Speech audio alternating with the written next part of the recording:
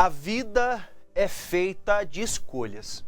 Você muitas vezes será colocado diante de situações que podem fazer que você talvez pense que o melhor jeito, a melhor forma de agir seja contrária à palavra de Deus. Que seja talvez do seu jeito de agir, a sua maneira de conduzir a sua vida. Eu quero, à luz das Escrituras, falar para você hoje sobre um rei, trazer a menção sobre um rei, este rei que tinha tudo para ser uma bênção, teve um pai que foi rei e foi uma bênção, teve seus erros, mas se acertou, se redimiu, e agora nós vemos que muitas pessoas seguem esse caminho. Eu vou direto à mensagem, eu não tenho como dar muita introdução sobre, porque o assunto é extenso. O capítulo 21 de 2 Crônicas, e a partir do versículo 1, pretendo ler todo o capítulo para você entender essa história, fala sobre a impiedade de Jeorão.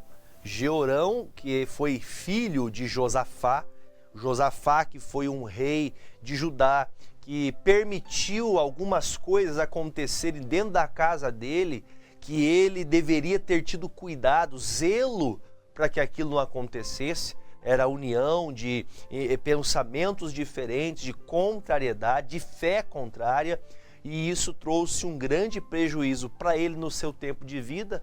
Houve tempo para reaver o que estava errado, mas depois que ele partiu, a consequência daquilo que ele deixou de fazer, deixou de organizar a sua casa, fez com que trouxesse sofrimento para toda a sua descendência. Diz o versículo 1 assim: depois Josafá dormiu ou morreu com os seus pais e o sepultaram com seus pais na cidade de Davi. E Jeorão, seu filho, reinou em seu lugar.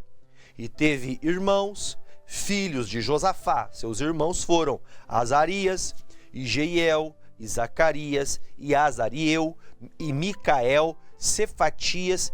Todos estes foram filhos também de Josafá, que também era rei de Israel. E seu pai lhes deu muitos dons de prata e de ouro e de coisas preciosíssimas, com cidades fortes em Judá. Porém, o reino deu a Jeorão, porquanto era o primogênito. Subindo Jeorão ao reino de seu pai, logo após a morte de seu pai, ele se tornou o rei de Israel, em Judá. Ele reinou no reino do sul, no reino onde está Jerusalém. Porém, o reino de Jeorão, versículo 4, e subindo Jeorão ao reino de seu pai, havendo-se já fortificado, matou todos os seus irmãos à espada, como também alguns dos príncipes de Israel. Então, este homem chamado Jeorão é o filho primogênito do rei Josafá. Para refrescar sua memória, talvez você fique mais fácil de se lembrar, que Josafá foi aquele rei que estava, talvez assim, no momento de tranquilidade, um tempo que ele não estava atento com as coisas da vida dele, e a Bíblia fala que veio 3 nações, se uniram essas nações para então elas virem contra o povo de Deus, o povo de Israel. E foi este mesmo rei Josafá que se levantou em clamores, em jejuns, e clamou a Deus, e Deus deu resposta, e os inimigos foram desbaratados. Todos eles, numa só noite, um anjo destruiu com todos os inimigos, quando Josafá voltou a clamar a Deus. Ele havia permitido uma união na sua casa de seu filho com a filha de Acabe, rei de Israel em Samaria, que é o reino do norte, o reino idólatra. O Judá também depois se tornou grande idólatra, mas o reino de Israel dividido teve um casamento, tentando alinhar as famílias, tentando trazer uma união. Tudo que é para unir, que não tem o Senhor no meio, só traz desgraça. Isso aconteceu na Torre de Babel, que era uma unidade onde Deus não queria aquela união, era para eles se espalharem sobre a terra. Assim bem como nos dias que houve casamento entre a filha de Acabe e o filho de Josafá. Houve ali um conflito, o Acabe adorava demônios, o Acabe servia demônios, o Acabe vivia mancomunado com a sua esposa Jezabel, com a intenção de ser um rei que buscava até mesmo tirar a vida de crianças para poder trazer esses rituais dentro de Israel. Imagine como foi essa aliança maldita para trazer uma destruição para todo o reino de Israel. Mesmo que fosse dividido os reinos, eles estavam trazendo uma destruição. Quando Josafá morreu, que ele partiu e foi enterrado na sepultura de seus pais, que era uma tradição dos judeus, ele foi enterrado juntamente com os reis, num sepulcro especial, específico. E quando Jeorão ele começa a reinar, ele tem vários irmãos. A Bíblia faz questão de mostrar o nome dos irmãos e também o que o pai em vida fez. O pai fez, olha, para que ninguém de vocês se chateie, o Jeorão, ele é o meu filho mais velho, o primogênito. Aquele que tem direito a tomar posse do trono quando eu morrer. Eu vou partir, mas deixarei para vocês partes da cidade, terras para vocês, deixarei prosperidade para vocês, vocês vão ter ouro, vão ter prata, todo tipo de bens. Estava bem guardada a casa de Josafá. Só que o Jeorão é aquele irmão, que é o mais velho, que é aquela pessoa que, contrariamente ao estudo que nós estamos fazendo de José, que o José era o mais novo, e podia ele ser o mais descabeçado, poderia ele ser, talvez, pela juventude, talvez até olhando pelo cenário da idade, que ele poderia agir de maneira nécia, de maneira errante. Ele preferiu passar toda a pena, mas acreditar no sonho de Deus. Ele foi um rei, ele foi um governador, né? Ele se tornou um ministro dentro do Egito para abençoar a família dele. Ele tinha um propósito de fazer que o sonho de Deus se cumprisse. E o sonho de Deus é que toda a família esteja alinhada no plano de Deus, à vontade do Senhor, em amor, em unidade, respeitando os filhos, respeitando os seus pais, amando-os, seus pais, abençoando os seus filhos, como diz Deuteronômio 6, a porta da tua casa todos os dias. A porta da tua casa, levantando, deitando, acordando na hora da janta, do café, abrindo a palavra aos seus... Essa é a vontade de Deus para a família. É a família unida, uma família obediente, que serve a Deus. Porém, o Jeorão, quando tornou-se rei, quando ele recebeu uma autoridade, ele fez questão de usar dessa autoridade para tirar a vida de todos os seus irmãos. Veja que tem pessoas que quando ela tem um pouco de autoridade, que ela recebe ali um poder, tem pessoas que o poder corrompe ela. Quando a Bíblia fala que houve essa maldade tão grande do irmão, imagine o desprazer de Deus e ver um homem matar o seu próprio irmão, não um, mas todos os seus irmãos. Porque ele não queria deixar o que o pai dele fez pelos seus irmãos, ele não queria que eles tivessem nada disso. Eu sou o rei, ninguém aqui tem que ter posse, tudo é meu. E ele se levanta contra a vontade do pai, contra a vontade de Deus e tira a vida de todos os seus irmãos. Tendo oportunidade ele de abençoar os seus irmãos, tendo oportunidade ele de orar pelos seus irmãos, porque os reis, eles tinham uma unção. Eles tinham uma capacidade dada por Deus para abençoar. Deus tratava com os reis. Deus falava pela boca dos reis, aqueles que ouviam a palavra, os profetas. Mas este homem, infelizmente, ele não deu crédito à vontade do Senhor. Desprezando tal vontade, ele tira a vida de todos os seus irmãos. Imagine a dor do Senhor quando você deixa de buscar pela sua família. Quando você, não na linguagem literal da palavra, mas imagine quando você mata seus irmãos dentro do seu coração. Que você diz, eu não quero saber de ninguém não. Eu estou nem aí. eu não vou falar com o irmão, nem mais novo, nem mais velho, não estou nem aí para eles, eu tenho me virado sozinho, não preciso de ninguém, vivo sozinho mesmo. Quantas pessoas têm essa característica maligna no seu coração, que não tem o amor de Deus, que não entende o projeto. Quando uma pessoa não reconhece o projeto de Deus, o projeto de Deus está descrito na sua palavra, profecia. Em Provérbios, capítulo 28, versículo 18, 29, 18, a Bíblia fala que sem profecia, o povo de Deus se corrompe. Ou seja, sem uma direção, você não luta. Você não tem pelo que lutar.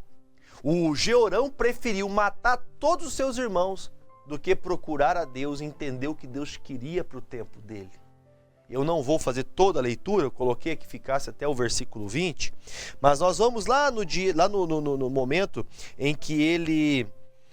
Aliás, eu vou ler porque senão você não vai ter conhecimento sobre o assunto, talvez você nunca ouviu, eu vou ler desde os 5 até o 20. Diz assim: da idade de 32 anos era Jeorão quando começou a reinar, e reinou 8 anos em Jerusalém, e andou nos caminhos dos reis de Israel, como fazia a casa de Acabe. Ou seja, ele não andou igual ao pai dele.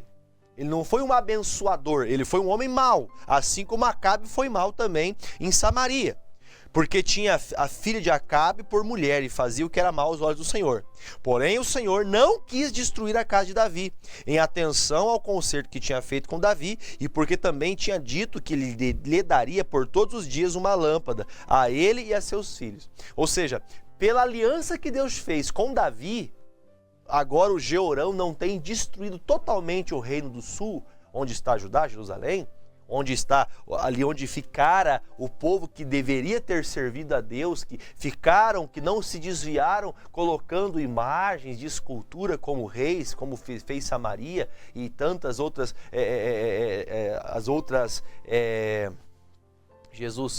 as tribos, as demais tribos, as 10 tribos que se uniram a Samaria como capital para se desviarem do Senhor, idolatrando um bezerro de ouro, idolatrando uma imagem de escultura. E Israel agora, a parte sul, onde está Judá, agora também está se corrompendo, porque o Acabe incitou, a filha de Acabe incitou a Jeorão, e Jeorão está seguindo esses caminhos, trazendo destruição também para Judá.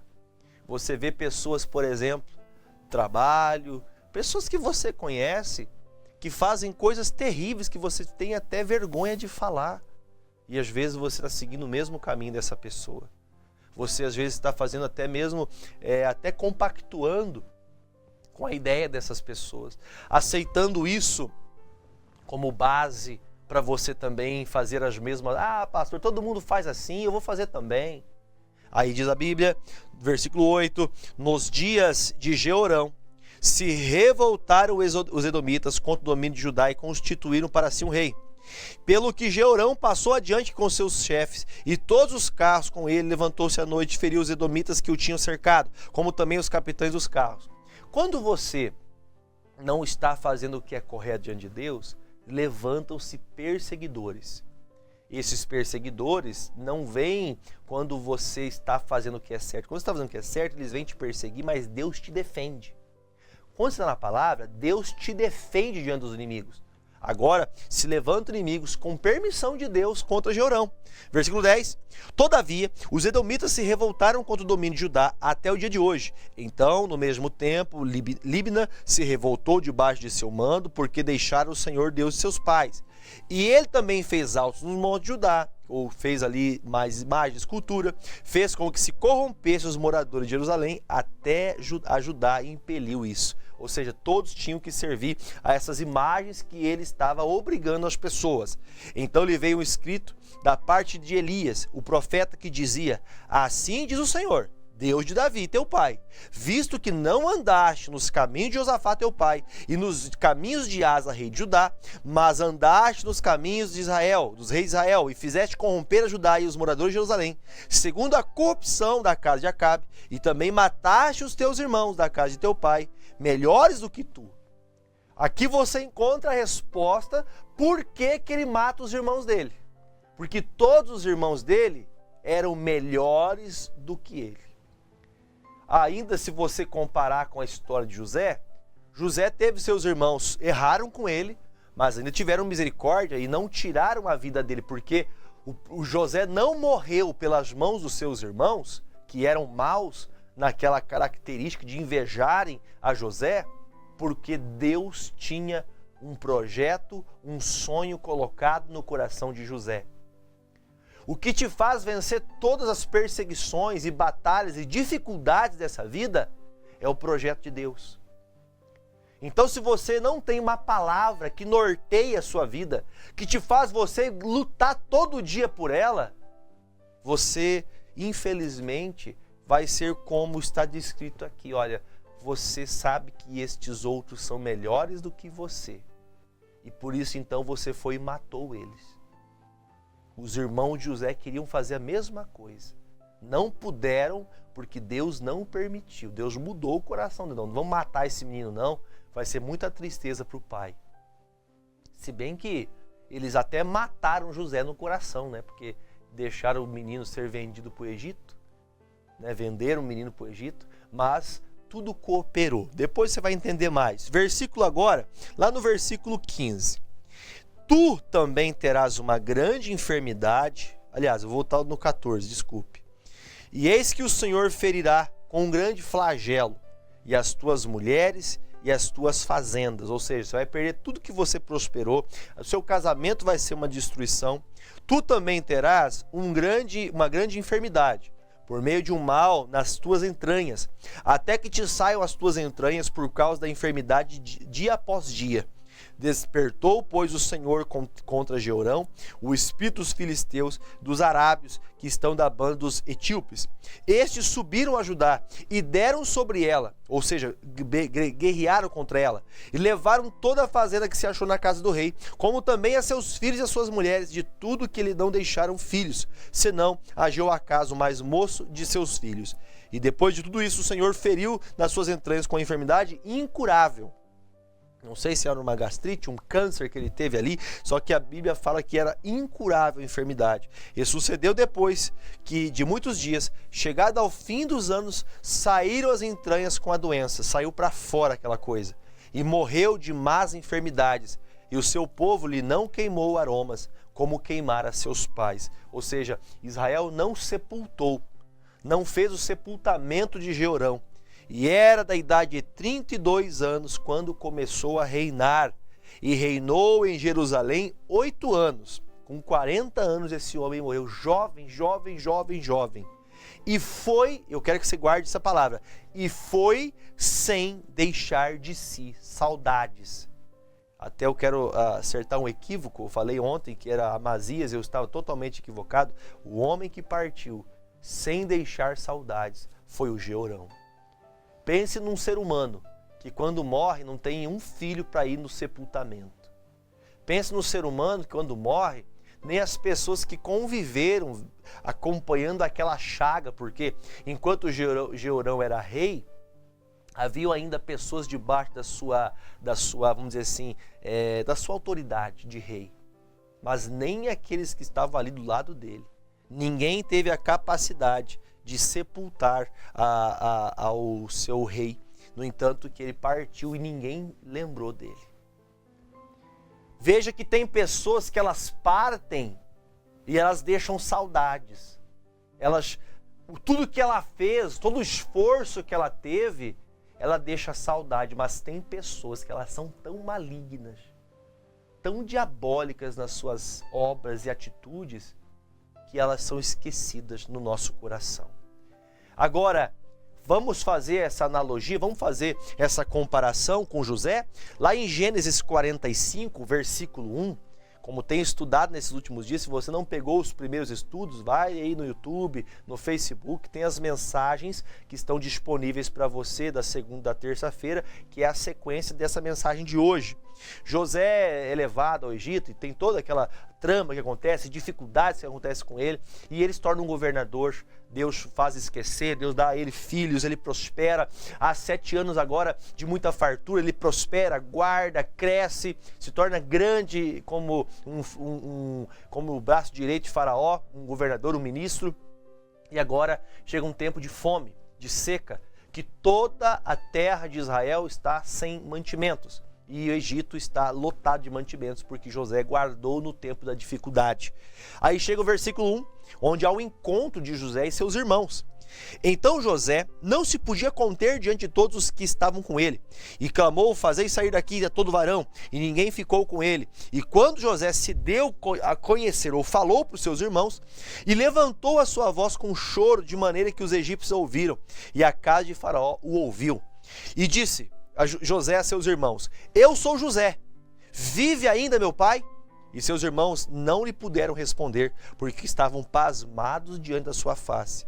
E disse José a seus irmãos: peço-vos, chegai-vos a mim. E chegaram-se. Então disse ele: eu sou José, o vosso irmão, a quem vendestes para o Egito.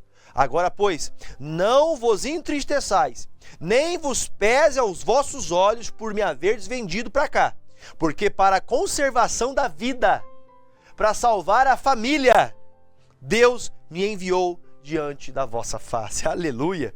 Porque já houve 2 anos de fome por meio da terra, e ainda restam 5 anos em que não haverá lavoura e nem cega. Pelo que Deus me enviou diante da vossa face para conservar a vossa sucessão na terra, e para guardar-vos em vida por um grande livramento. Pense comigo a autoridade que esse homem tinha para matar todos os irmãos dele. Ele poderia ter tirado a vida de todos seus irmãos. Ah, agora, vocês miseráveis, o que fizeram para mim? Vai morrer todo mundo de fome. Me deixaram à morte, me deixaram à deriva, me deixaram com fome, fui preso, fiquei longe da família, não tive contato com minha família, meu pai, minha mãe, por causa de vocês, que vocês morram. Não, a Bíblia fala que ele entendeu. O sonho e o projeto de Deus foi entendido ao coração de José. Se você não entende o sonho, o projeto, a promessa de Deus, você também comete loucuras. Você fala, faz e age com coisas erradas. Agora, a promessa de Deus dada a José fez que ele entendesse. Quando depois que passou toda aquela guerra na vida dele, ele para e ele consegue entender: Deus, hoje eu entendo como todo o projeto do Senhor se alinhou para que hoje houvesse salvação na minha casa. Entenda que uma pessoa que tem sonho de levar a família a Cristo, de ter salvação na sua casa, é uma pessoa que não desiste, é uma pessoa que não para, é perseverante, porque ela crê no projeto de Deus. Eu vou perguntar para você, responda de verdade: você crê no projeto de Deus? Porque se você crê no projeto de Deus, pode acontecer os piores infernos, como dizem aí fora na sua vida, que nem se compara ao inferno descrito na Bíblia, que arde com fogo e enxofre. Você não tem ideia o que é o inferno. E se você tem, atente-se para não ir para lá, porque hoje é tempo de salvação e não de perdição. Hoje é dia de salvação e não de perdição. Jeorão morreu, matou todos os irmãos e não deixou saudade. Imagine Deus olhar para você e não ter prazer em você. Imagine o Senhor do céu olhando para você e falando: olha, esse meu filho, eu não tenho prazer nele. Não tenho. Eu não tenho prazer nessa pessoa. Não tenho. Essa pessoa, ela não guarda, não retém minha palavra. E José termina no versículo 8 e 9, que eu quero falar agora. Assim não fostes vós. O José entendeu. Não foi vocês que me trouxeram para cá. Assim não foi vocês que me trouxeste para cá, senão Deus, que me tem posto por pai de Faraó e senhor de toda a sua casa, e como regente de toda a terra do Egito. Apressai-vos, suba meu pai, dizei-lhe: assim tem dito teu filho José, Deus me tem posto por senhor em toda a terra do Egito. Desce a mim e não te demores. Ao contrário de Jeorão, o que José fez? José uniu a família, abraçou-os e abençoou-os. Você tem abençoado ou amaldiçoado?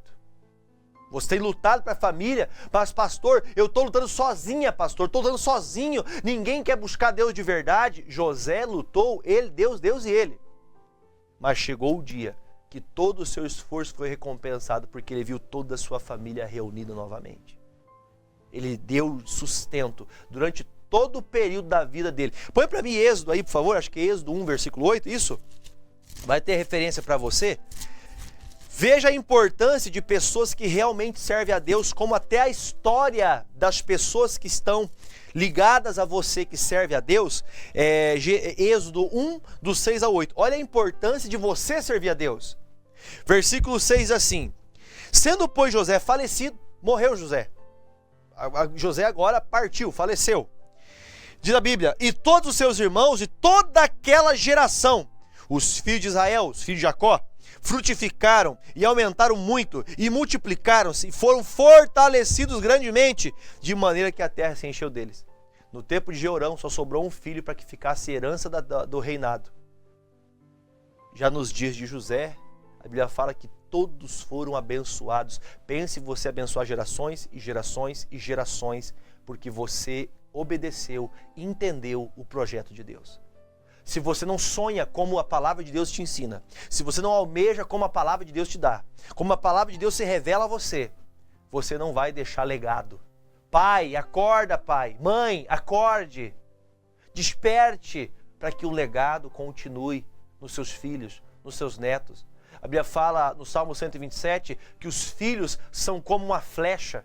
É como se nós atirássemos esses filhos neste mundo para levarem a palavra de Deus, para serem bênção nessa terra. Feliz é aquele que tem a sua aljava cheia delas. Eu tenho uma aljava cheia de filhos. Meus 3 filhos que vão honrar a Deus em nome de Jesus. Não sei quantos filhos você tenha. 2, 3, 5, 10, 15, 20. Seja quantos for. Ou você não tem, mas você terá filhos que vão honrar a sua casa, porque você honra a Deus. Você honra a palavra e Deus não permitirá que a sua fé, que a sua dedicação, o sonho dele pela sua casa seja esvanecido, acabado por um desânimo.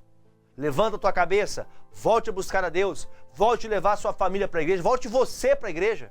Sai desse comodismo, dessa preguiça, porque o dia que você morrer, olha o que vai acontecer. E os filhos de Israel, versículo 8. Depois levantou-se um novo rei sobre o Egito, que não conheceu José, o qual disse ao povo: eis que o povo dos filhos de Israel é muito mais poderoso do que nós. Enquanto José estava vivo, Faraó respeitava José, porque José servia a Deus. A minha pergunta que eu faço para você: você, enquanto está vivo, você pode fazer alguma coisa. Depois de morto, você não tem o que fazer. Depois de morto, se os filhos e os filhos dos filhos não seguirem o legado, vai ser como Jeorão, que não andou nos caminhos de Asa, que não andou nos caminhos de Josafá, seu pai. Ele preferiu ser um homem mau. Ele preferiu matar os irmãos. José preferiu abençoar os irmãos, livrá-los da morte, porque eles iam morrer de fome no deserto. Eles iriam morrer de fome em Israel. Agora, faça você a diferença. Lute por um projeto, por um sonho. Você tem um sonho? Não vai ser fácil realizar, mas se você estiver com Deus, na palavra, com o projeto, Deus vai te fazer vencer, em nome de Jesus. Porque pelo projeto de Deus, foi que José disse: para o bem da vida, que Deus me trouxe aqui para abençoar vocês nesse tempo de fome. Que no tempo de fome você seja uma pessoa que tenha sustento para dar. Quando uma pessoa não tem uma palavra, não tem fé para fazer uma oração, que você chegue nessa casa e faça a oração que ninguém tem coragem de fazer. Quando ninguém tiver uma palavra, que você chegue e traga uma palavra de Deus para essa casa onde está todo mundo desanimado. Mas a tua palavra de Deus que está no seu coração seja o que vai nortear essa família e ela vai se levantar em nome de Jesus. Você crê? Eu creio. Eu creio de todo o meu coração, com toda a minha alma. É só você crer. Vamos orar, gente? Pegue seu copo com água e vamos apresentar a nossa vida a Deus. Pai, em nome de Jesus, te agradeço por essa palavra, por essa revelação, por esse entendimento. E peço, Jesus, que tu venha agora colocando nestas águas a tua unção, a unção do céu, que seja como as águas, ou até mesmo que sejam como nos dias de Paulo, que enviava retalhos dos seus aventais aos doentes, os doentes eram curados. Jesus, que nesta água tem uma unção para curar essa pessoa, para curar essa criança que está inquieta, essa avó que está com a criança inquieta, não sabe o que fazer, ela não para de chorar, ela não para quieta um minuto. E essa pessoa está até, como diz um ditado até popular, que está de cabelo em pé, essa pessoa não sabe mais o que fazer. Jesus, que esta unção que está sobre estas águas venha acalmar essa criança, venha acalmar, meu Deus, essa família, onde há brigas, discórdias, filhos nas drogas, filhos na prostituição, filhos que estão traficando, vendendo drogas, filhos que estão perdidos por conta dos vícios, da bebida alcoólica, de drogas ilícitas e até lícitas perante a terra, perante o mundo, mas ilícitas perante a tua palavra. Jesus, que esta pessoa que sofre com a família, em saber que o filho está num sofrimento no casamento, a nora está fazendo coisas terríveis, ou é o contrário, a sogra que pega no pé da nora, do genro. Jesus, há uma briga instalada dentro dessa família. Eu estou aqui, Jesus, pedindo ao Senhor que caia por terra toda essa força do diabo, toda essa força do inferno que coloca essas intrigas, brigas, desavenças dentro dessa casa. Que a partir desse momento essa guerra acabe e que a presença do Senhor faça que se dissipe todas essas trevas e a luz venha reinar, que a graça de Deus venha reinar nessa casa. Oro, meu Deus, por pessoas que estão com enfermidades, que estão com problemas, ó Deus, do intestino, que desde o esôfago, ó Pai, todo o sistema alimentar, no intestino grosso, no intestino delgado, onde, meu Deus, essa pessoa está sofrendo, meu Deus, essa pessoa que está com pedras nos rins, pedra na vesícula, pessoas que estão com problemas seríssimos, estão sofrendo diariamente com essa dor. Meu Deus, passa com o teu poder agora, que ao beber desta água, seja como um santo remédio, e depois de curada, essa pessoa virá à igreja e contará o testemunho do que o Senhor fez agora. Em nome de Jesus, todos que crerem verão a glória de Deus. Assim eu te peço, abençoe a todo este povo, em nome de Jesus. Se você crê, diga amém e beba comigo desta água em nome de Jesus.